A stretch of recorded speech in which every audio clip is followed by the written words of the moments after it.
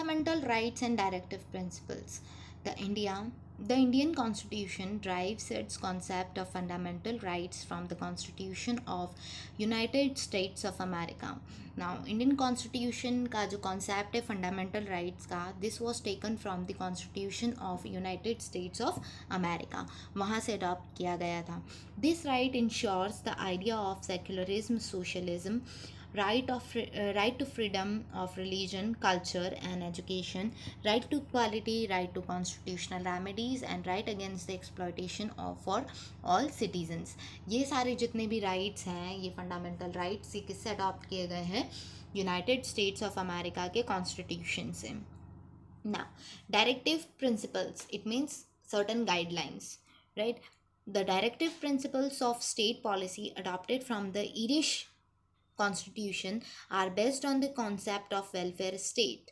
Now, अब ये जो guidelines हैं स्टेट पॉलिसी की, ये अडॉप्ट की गई हैं इरिश कॉन्स्टिट्यूशन से, जो कि स्टेट वेलफेयर या वेलफेयर स्टेट पर, इस कॉन्सेप्ट पर बेस्ड है. They are considered the basis of good governance and therefore serve as a guideline which should be kept in mind by government while framing its policy. और ये एक good governance का symbol माना जाता है या बेसिस माना जाता है, और ये कुछ ऐसी सर्टन गाइडलाइंस है जो गवर्नमेंट को ध्यान रखनी चाहिए while making certain provisions or framing its policies. These principles aim to establish political, economic and social justice. और इसकी एम है सोशल, पॉलिटिकल और इकोनॉमिक जस्टिस प्रोवाइड करना. और वो कैसे होता है? First, providing equal opportunities and facilities to all in order to eliminate inequality in status and inequality in income. अब इक्वल अपॉर्चुनिटीज़ प्रोवाइड करना और फैसिलिटीज़ प्रोवाइड करना सभी को, ताकि इनइक्वालिटी जो है स्टेटस में और इनकम में वो ओवरकम हो सकें, एलिमिनेट हो सके, ख़त्म हो सकें. Raising the standard of living of people, लोगों के स्टैंडर्ड ऑफ लिविंग को रेज करना. इस तरीके से पॉलिटिकल, इकोनॉमिक और सोशल जस्टिस स्प्रेड हो सकता है. Next is upholding international peace and security. और इंटरनेशनल पीस और सिक्योरिटी अपहोल्ड करना मतलब अपनी कंट्री को प्रोटेक्ट करना और इंटरनेशनल कंट्रीज से पीस मेंटेन करना, राइट? तो इस तरीके से फंडामेंटल राइट्स और डायरेक्टिव प्रिंसिपल्स वर्क करते हैं. Fundamental rights United states of America की कॉन्स्टिट्यूशन से लिए गए हैं.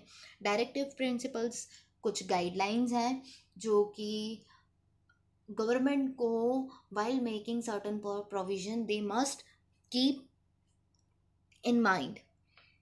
Next is secularism. The term secular was later added to our constitution. It was realized that the fraternity and the unity of the pluralistic country like India could be established only on foundation of secularism.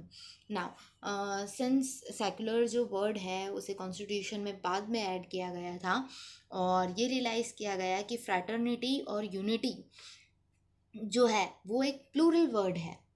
जैसे कि India जैसी countries में ये एक plural word है. Fraternity मतलब brotherhood, unity मतलब भाईचारा, right? Unity means togetherness, not भाईचारा. ब्रदरहुड मीन्स भाईचारा. Okay, so fraternity means brotherhood and unity means together. So India जैसी कंट्री में फ्रैटर्निटी और यूनिटी एक प्लूरल वर्ड है. सो इसीलिए सेक्युलरिज्म वर्ड को ऐड किया गया. The secularism here means that discrimination on the basis of religion is neither allowed nor followed by the state. इसका मतलब ये है कि डिस्क्रिमिनेशन रिलीजन के बेसिस पे ना ही अलाउ किया जाता है और ना ही फॉलो किया जाता है state by state. Equality is assured to all citizens irrespective of religion. Freedom of faith, worship and belief is allowed to all. और इसीलिए सभी को इक्वालिटी प्रोवाइड की जाती है. Furthermore, the state cannot adopt any particular religion as a state religion. और इस furthermore और देखा जाए तो स्टेट अपना एक पर्टिकुलर रिलीजन अडॉप्ट नहीं कर सकता है. Manipulation of religious sentiment for political end is prohibited. और लोगों को मैनिपुलेट करना on the basis of religion ये भी प्रोहिबिटेड है. अपने पॉलिटिकल यूज़ के लिए लोगों को मैनिपुलेट करना ये भी प्रोहिबिटेड है हमारे कॉन्स्टिट्यूशन से.